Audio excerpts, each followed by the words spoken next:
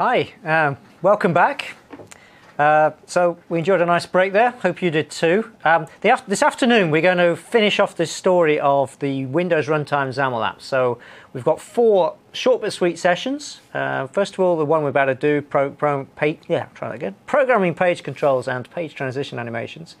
Then we're going to look at the the way that you design for different size displays and orientations. The app lifecycle, also very important, and then with a little short bit on localization, and then that'll wrap up. And then for the rest of the afternoon, from the last 2 hours, we've got 2 really important and exciting sessions, which is about data and all the things you can do with that, and what's the last one? Data and whatever. There's another one. Something else. Yeah, something else after that. But it's good. Oh yeah, sharing and file pickers and stuff, which is kind of related. So those 2 sessions are the first 2 that kind of get into leave just the XAML story behind, and we get into the Windows Runtime APIs, which are available to Silverlight and to Windows Runtime XAML app developers. And that's going to be the course for tomorrow as well. We're talking about background tasks, the tiles, the notification center, geofencing. Contacts and calendars, enterprise, that's good stuff there. Masses of great stuff. So anyway, this session, is about, I'm going to look at the bigger page controls, the kind of page controls and page transition animations. So in this one, we're going to just look at the basic templates, and then a little bit about how you can control that, setting page orientation. Bit of a look at what the pivot control and hub control give you in terms of the kind of user experience. And then how you can add a little bit of nice quality gloss onto the way your apps behave. As you've already seen, we've got a lot of great animations out of the box. The controls come out of the box and they look great straight as you go. But you can do a little bit more about manipulating the way they behave and some of the stuff they look like. So we'll look at that. So first of all, page controls. Just a bit of summary first. We've been creating that Contoso cookbook. We use the blank page. That is simply a blank page. It has no real data. It has no UI on it, and there's no logic behind it. The basic page I showed you, which is that one that is wired into the navigation helper and also the suspension helper, which we will look at some more session after next when we get into the app lifecycle.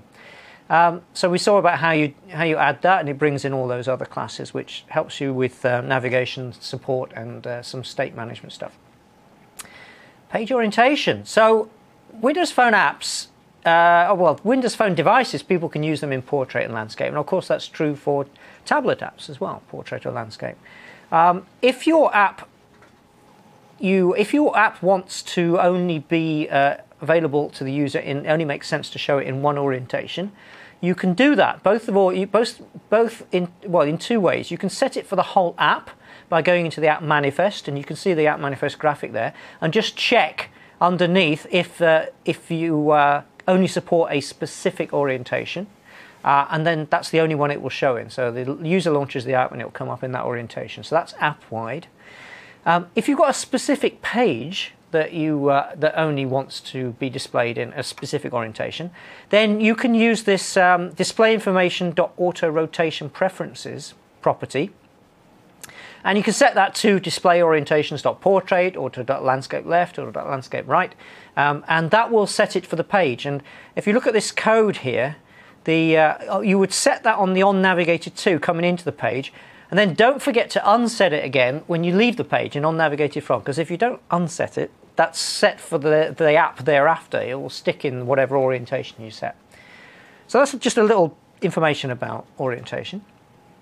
Right, now I'm going to dig into the bigger page controls, and these are ones that sit in that right-hand category for when we are looking at the whole broad collection of controls. These are the kind of trademark controls that you use for creating great user experiences.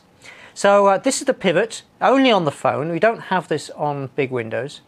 And for Windows Phone 8 Silverlight developers who will be used to this, it actually looks the same, and you've got the same guidelines. So what are the usage guidance? So a pivot is used where you've got discrete pages of information that are all related. So the user will swipe from left to right across the screen, and we will reveal the next page worth of information. It's often used for where you've got some data which can be viewed in different sortings. The classical example of that is if you think about in the Music Hub, when you look at an artist, you can look at their albums or you can look at their tracks, and you can swipe from one to the left and you can see different sortings. Or in the Mail app, for example, if you look at all mail, or you can swipe across and just see unread mail, swipe across again, you see high priority mail. So that's the kind of usage scenario. That's different filtered views of the same data set. In the way that you use it is you have your page object, the class object, and a pivot page, and inside that you have a grid, the container control. So you must always have a single control inside the page, which is the container for everything else. And then inside that, you just stick a pivot. And the pivot actually fills the whole of that page control. And that pivot consists of, you give a title, which just ends up as the same as the application title on the top. And then you have one or more pivot items. And a pivot item is the content area for each pivot pane, if you like. So you then just design your UI in that just the same as if you were designing the content area on a regular page, as grids or stack panels or however you want to design out that control. So I've got a new iteration of our old friend, the Contoso Cookbook, and this one has been rewritten to use the pivot, and it uses some of Matthias's lists as well. So we're really starting to build together all the content for this control. It's starting to look pretty good. So let's just run it first. And we'll show this on the emulator. And it's coming up now. There we go. And now we've got regions, and you tap on a region and it will take you to the region page, and then you can swipe across from left to right, and we go from there's the landing page for a particular group, and there's the recipes, and you can go and tap on a particular item, and we're into our this is the same recipe detail page that we created before, with one big difference, and that is that the ingredients is no longer a horrible flyout from the app bar, which was convenient for keeping it a single page example. But this pivot now, you scroll across and you get the ingredients. And notice how the headers here, you see the header for the next section is kind of bleeding into the display. So you can see that there's something to the right. It's grayed out, something that begins with recip. And so it's a hint to the user that if they swipe across, they're going to see more. So it's a really nice user experience, and then we can go back. And back again, and there's our main list of regions. How is that built out? So let's have a look at that recipe detail page. Let's stop that, and then we can have a good look at this. So here's the XAML for the recipe detail page, and you can see, okay, we've got our app bar at the top there, and then here's our outer grid, which contains everything on the page, and inside it all we've got is this pivot. We've got the title, which is the Contoso Cookbook title, and then underneath it we've got a number of pivot items. In fact, we've got two pivot items. First of all, got the recipe pivot item, which is the recipe details, and inside that we've just defined all the content as a grid with text blocks, images, the same stuff actually we had on that single page display when we defined the simple example a couple of modules back.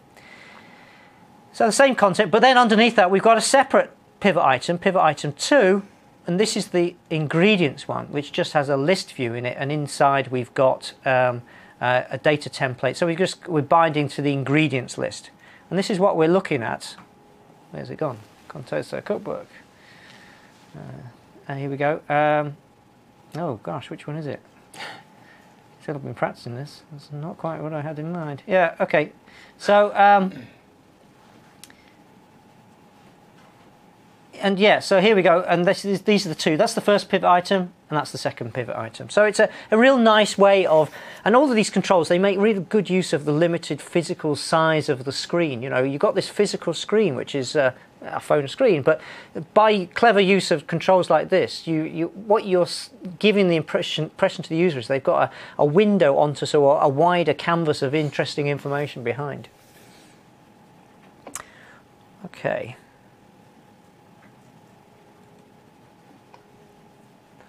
So that's the pivot.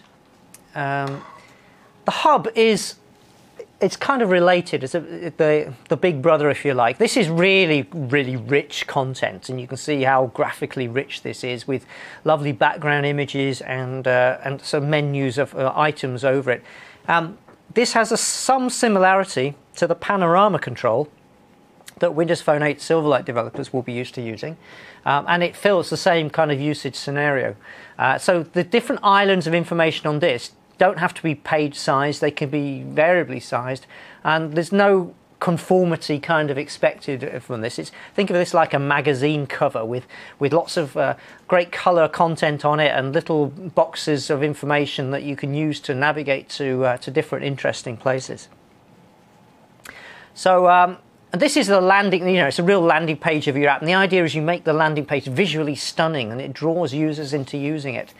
Again, like the pivot that has pivot items, this one has sections within it that you design up individually. But the control and layout and all the nice usage, the nice touch and feel, the nice swipey navigation and animations, all built into it.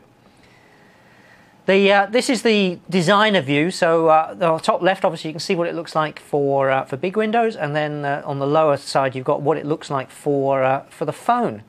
But it's the same control, and this is a great example of one that allows you. This one allows you as a designer to easily adapt to an appropriate layout for the particular device where the app is running. This is an example of the XAML. Again, we've got our page, and inside we've got our single grid. But in there, like the pivot, you've just got a single hub control, and inside the hub. Well, first of all, we've got hub background. So hub background and an image brush. So that's where you want to put your image. Don't put it on the background of the page, because if you put it on the hub background, you get the nice parallax effect. I'll show you an example in a minute, which is this kind of 3D depth to it. And the background image also scrolls across the screen as the user is using it. And then you have one or more hub sections in the similar way to pivot items. But like I said, each hub section can be variable. Doesn't have to be a page width. It could be wider, for example. And that's something that people do use to make it visually very interesting. Each hub section, the content in it, the one thing about the hub control is you have to use a data template to define the content, so it can't be inline. So yeah, like I say, just stress that the background image, make sure you put that into the hub and background property so that you get all the full benefit of that, and it's all part of the user experience of this control. So don't put it on the page. So we got yet another version of this over on my machine. So we'll stop that one, and then just because I'm confused, I'm just going to go and delete all the old ones on here. See, normally I reboot the emulator a few times, but let's get rid of all these Contoso cookbooks. It gets very, very confusing knowing which one actually is the right one. Okay, that's a bit of housework. It's gone. Let's go and open the next one.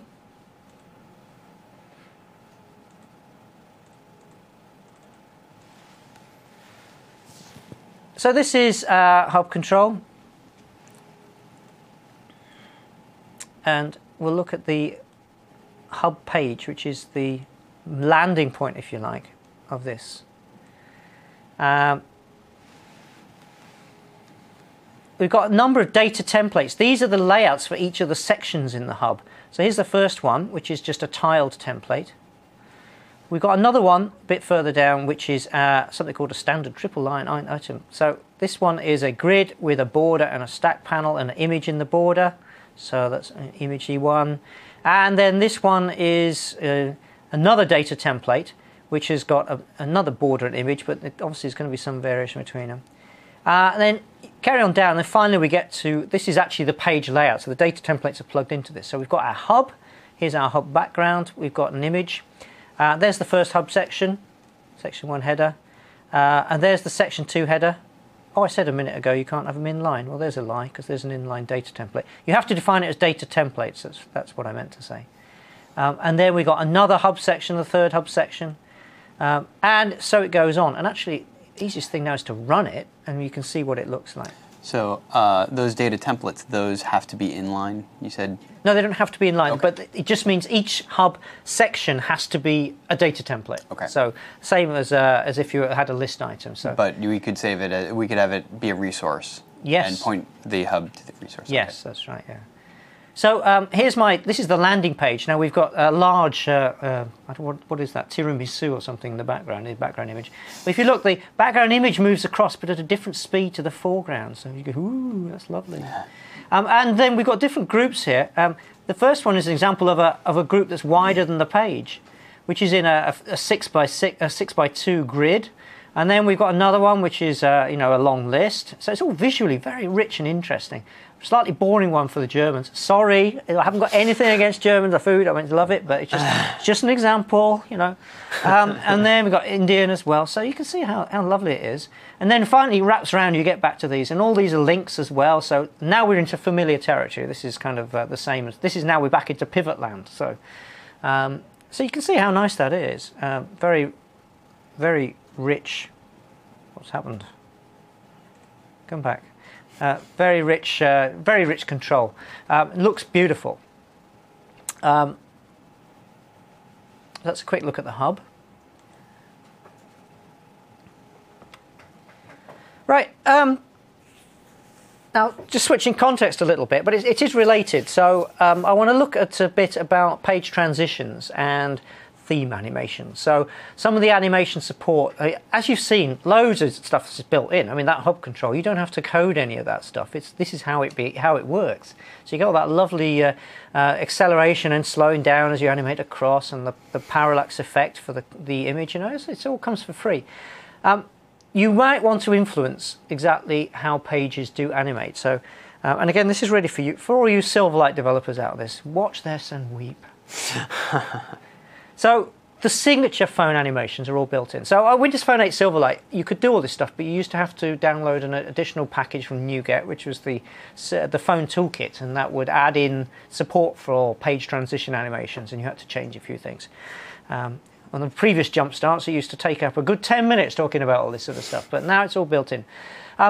The page navigation, when you go from one page to another, the default is turnstile, and that is built into page navigations.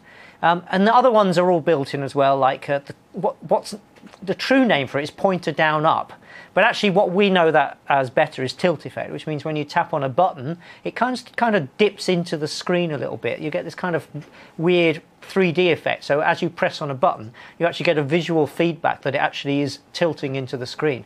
So that's all built into all the touchable controls as well. Page rotation, that's built in. So as you rotate the, if your page supports portrait and landscape, and we're going to look at that in the next session, you get the page rotation all built in, and escalator. And then we've got this other thing called theme animations and theme transitions. Actually what these are, it is a library of effects that you can use for advanced situations. Most of you as app devs will never need to program these directly.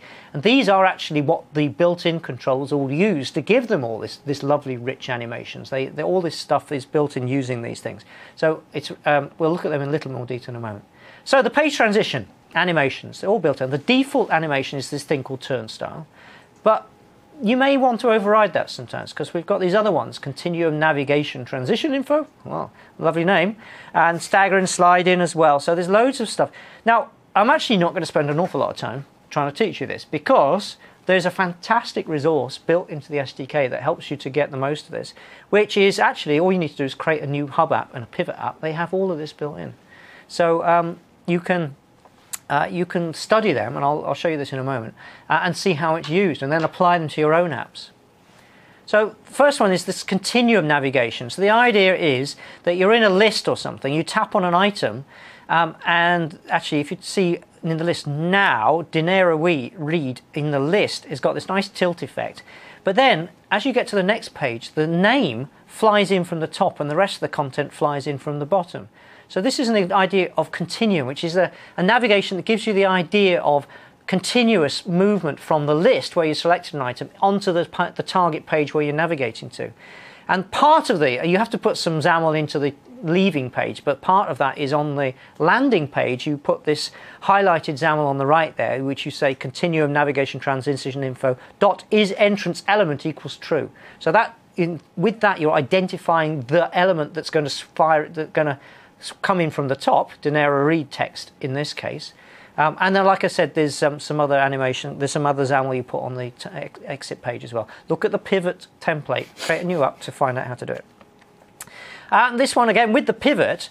Actually, if you look carefully at this animation, you'll see that as you animate across, the content actually doesn't all come across together. You get the header bit, and then the smaller text kind of follows in just behind it. So this is an idea of stagger. So where you get things in when you're animating across, they stagger in at different speeds. So again, it's a subtle effect, but it just adds to the richness of the animations you can use. I mentioned these theme transitions. So there are loads of them. They're documented in the MSDN documentation. There's a link at the bottom there. And these are all the themes that, if you remove an item from a list view, actually it doesn't just disappear. There's some nice animation, and the list view has this built in. So there's a nice animation as the original item kind of fades away, and then the rest of the list it closes up the gap in a nice animated way. This is all the which one is this? This is a add delete theme transition. So all the built-in controls use these. So you probably won't have to, but you can, just making you aware of them. So if you've got a fancy effect you want to apply, go and look at this library and see if you can make use of them. The one you will make use of, though, is this entrance theme transition, and you just slap that onto the outer grid on your page. If you've got a grid with a number of items on it, just simply put the grid.children transitions and the transition collection entrance theme transition, that block of XAML in, underneath as a child of of the grid, and you get a nice the effect is subtle, but the page doesn't just go bang and it shows itself. Actually it sort of folds in from the top a little bit, so you get a nice animated a nice animation, which I will show you. First of all, I'm just going to go File, New Project. Windows Phone apps. Let's create, like I said, what do I want? A pivot app. Create that. This, like I said, it's all built into this. So this is our app.xaml. I'm not interested in that. That's just nothing. What we need is the pivot page. So here we've got our. First of all, you'll notice that we've got this page transitions, a navigation theme transition. And this is specifically for pivots. You want to put all of this onto the top of your page if you're using a pivot page. And you've got this is staggering enabled equals true. So we've enabled staggering for the page. That's not all you have to do. Because then what you need to do is on various elements. So the pivot item, you say, well, this is a stagger element. So that's a stagger element. And then you'll say that actually this is a stagger element as well, and this is a stagger element. And if you run it,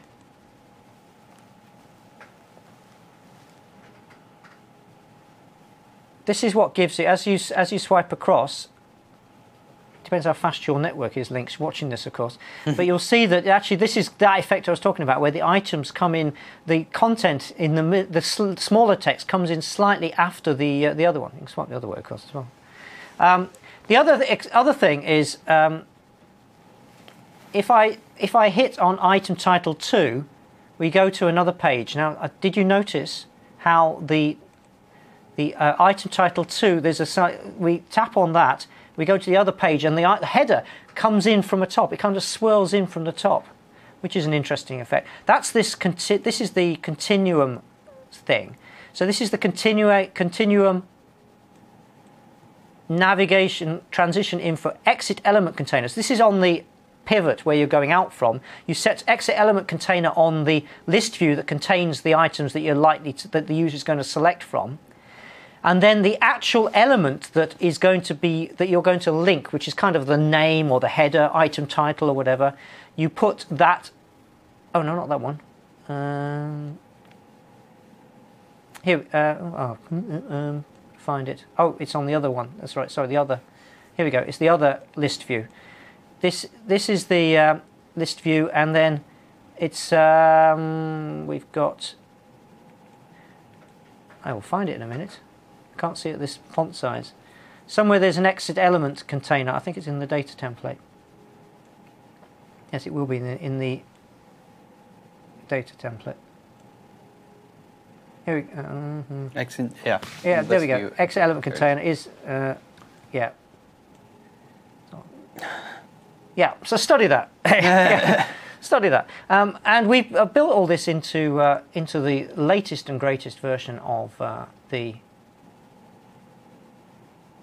Contoso Cookbook, which is now looking truly beautiful. So I've worked all that in, and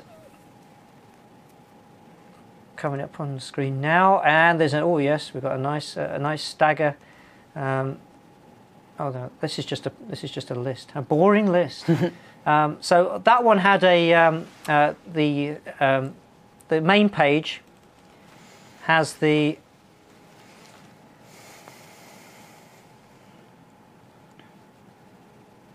this on it, the entrance theme transition, so that when it comes in, you get. I'll just show you launching again. You get a slight delay coming in, and then we can select an item, and that had the continuum thing. We go to German and recipes, and oh yeah, there we've got the nice sliding effect, and we can go over to a particular recipe, and again we've got the sliding effect there, where the content is coming back into the page at a different speed, so that's nice. And we go back and go back again to there, and we've also got animation on the that wasn't what no, go away Cortana.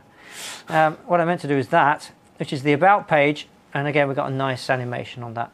So it's just a little bit of quality you can do with relatively little XAML, and make your app look really cool.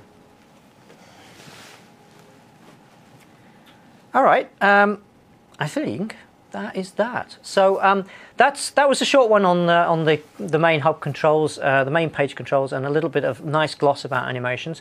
We're just going to take a break for a few minutes, and then we're going to come back, and Matthias is going to talk a bit about, okay, what about all these different size screens? How do we do the layout and handle all that? We'll see you in a few moments.